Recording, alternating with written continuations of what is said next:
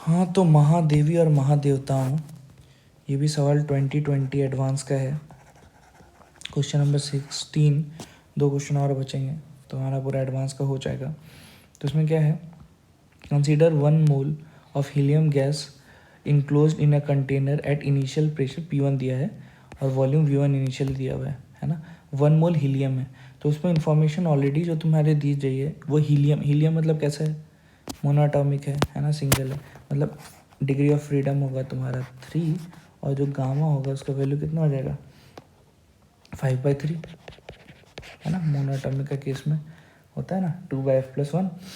तो हाँ, अब क्या किया है, इट एक्सपेंड्स आइसोथर्मली उसका वॉल्यूम अचानक से 4v1 हो गया, V1 से 4v1, और उसके बाद फिर से एक्सपेंड हुआ लेकिन इस बार adiabatically and volume become 32v1। तो बताना है work done by the gas during isothermal and adiabatic expansion process. ठीक है, आइसोथर्मल और आइडियाबेटिक जब एक्सपेंशन के बाद जितना जितना हुआ है तो उसमें बताना है, अगर रेशियो जो तुम्हारा है ये F इंटू ln2 हो गया तो ये F का वैल्यू कितना होगा। चलो, बहुत आसान सवाल लग रहा है भाई, थर्मो का है, अच्छा खासा अपन मैकेनिक्स वगैरह सब कर लिए तो थर्मो का है ना। चलो, ऐसा नहीं बोला हलवा, लेकिन ठीक है, सबकी अपनी अपनी। तो पहले सीरी काहे खुल जाती है बार बार। हाँ, तो जो पहले कंडीशन हमारे पास दिया हुआ था उसके हिसाब से 1 मोल था, सब कुछ दिया हुआ था इनिशियली P1 और V1 था, इसका टेम्परेचर अगर मान लो कुछ तो मानते हैं T1। ठीक है, तो आइसोथर्मली पहला प्रोसेस से गया, आइसोथर्मली गया, लेकिन हम लोग ये कमेंट कर सकते हैं कि पहले जो वॉल्यूम V था अब वो वॉल्यूम कितना हो चुका है 4V एक्सपेंड हुआ है, और टेम्परेचर आइसोथर्मल है, तो आइसोथर्मल में हमको पता है क्या कांस्टेंट रहता है टेम्परेचर, मतलब अभी भी इसका टेम्परेचर T1। अब इसके बाद जो प्रोसेस हुआ इसके फर्दर वो क्या हुआ है, अब ये यहाँ से गया 32, अब ये प्रोसेस में आइडियाबेटिकली गया है, तो आइसोथर्मल में हमें पता है डेल्टा T होता है 0, लेकिन आइडियाबेटिक में डेल्टा Q होता है 0। कोई भी हीट वीट कुछ नहीं दिए, लेकिन ये चेंज हो सकता है। ये T1 जो टेम्परेचर है, अब मान लो कुछ तो T2 हो गया या कुछ तो हो गया T1 डैश, है ना, T2 अपन मान के चलते हैं। तो पहला प्रोसेस देखते हैं, है ना, क्योंकि आइसोथर्मल प्रोसेस है तो आइसोथर्मल के कारण वर्क डन क्या है, पहला work done by first process, ये आइसोथर्मल है, तो आइसोथर्मल के कारण होता है nRT ln या तो P1 माइनस P2 या V2 माइनस V1, तो V2 माइनस V1,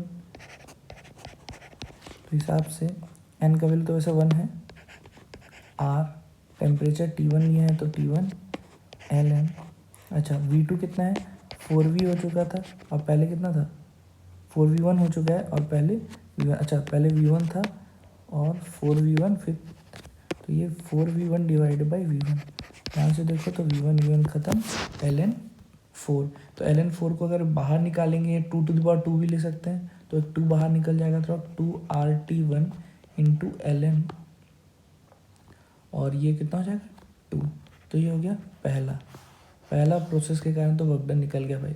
अब दूसरा आइडियाबेटिक के कारण वर्क डन निकालना है, तो आइडियाबेटिक के कारण वर्क डन हम सबको पता है कितना होगा, वर्क डन सेकेंड आइडियाबेटिक के कारण ये होता है F/2 nR डेल्टा T, है ना, टेम्परेचर में चेंज।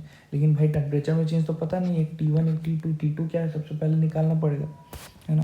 तो आइडियाबेटिक में हमको पता है, क्या पता है कि PV⁴ गामा ये होता है कांस्टेंट, या P1V⁴ gamma equals to P2V⁴ gamma.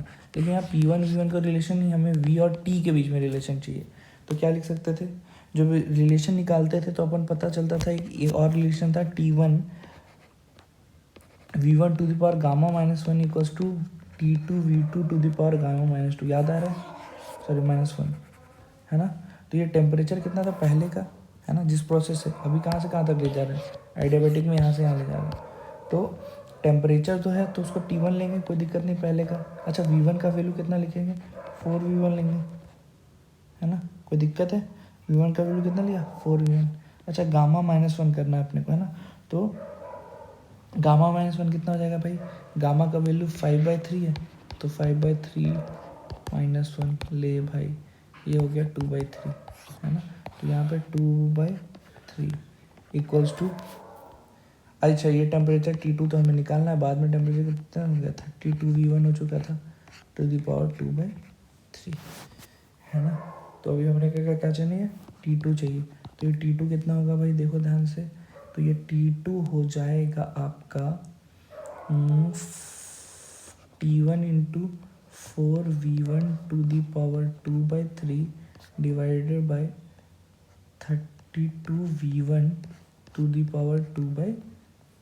क्या ये T2 होगा, मतलब इसको ध्यान से देखें तो ये T2 हो जाएगा T1 इंटू 4 ऐसे 8 हो गया, तो V1/8 टू द पावर 2/3।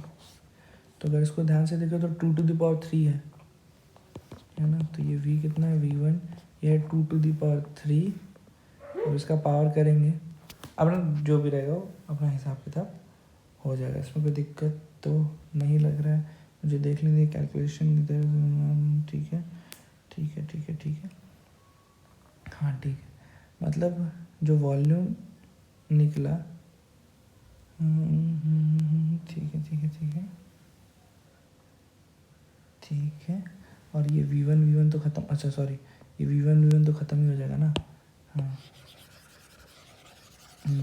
क्या है ये, V1 तो ख़त्म हो गया, तो ये हो जाएगा T1 into 1/8 to the power 2/3, जिसका वैल्यू अगर आप देखिए 2 टू दी पावर 3 तो मतलब कितना आ जाएगा 4, तो T2 हो जाएगा T1/4, मतलब जो टेम्परेचर है वो 1/4 हो गया है।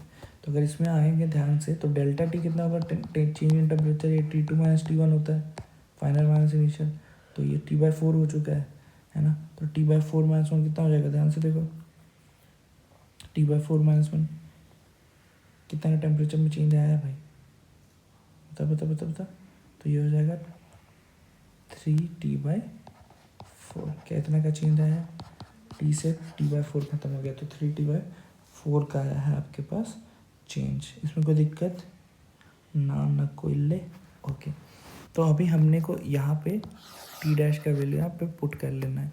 तो वर्क डन बाई जो आइसोथर्मल जो सेकेंड वाला प्रोसेस है F, यहाँ पे F का वैल्यू कितना हमने देखा था अभी मोनोटॉमिक है, तो 3, तो 3/2, N का वैल्यू तो 1 है ही, दिया हुआ है क्वेश्चन में R, और डेल्टा T का value 3T1 divide by, T1 है, डिवाइडेड बाय 4, तो यहाँ से आया 9/8 RT1, क्या ये आया सेकेंड, हमें रेशियो चाहिए था, तो मतलब W1/W2, ये कितना होगा, W1 होगा 2RT1 और ये दूसरा होगा 9/8 RT1, ठीक है। ध्यान से देखो तो RT1 ख़त्म, मतलब ये जो वैल्यू आ रहा है वो कितना 16/9 ऑफ ln2 आ रहा है। तो इसी फॉर्म में हमें चाहिए था क्या, कुछ समथिंग टाइम्स N2 के फॉर्म में, है ना। तो यही हमें समथिंग चाहिए था, तो ये समथिंग कितना दिखाइए, F का वैल्यू कितना आ जाएगा, मतलब इस हिसाब से अगर देखा जाए तो जो F का ये वैल्यू है ये होना चाहिए कितना 16/9, ठीक है। तो ये F का जो वैल्यू होगा वो होगा 16/9, कोई दिक्कत, अच्छा इसको पॉइंट करके फॉर्म में लिखोगे तो ये हो जाएगा लगभग 1.77, जो भी 1.77, ठीक है, 2 प्लेस में लिखना है, तो आंसर हो गया 1.77 या फ्रैक्शन के पॉइंट में 16/9।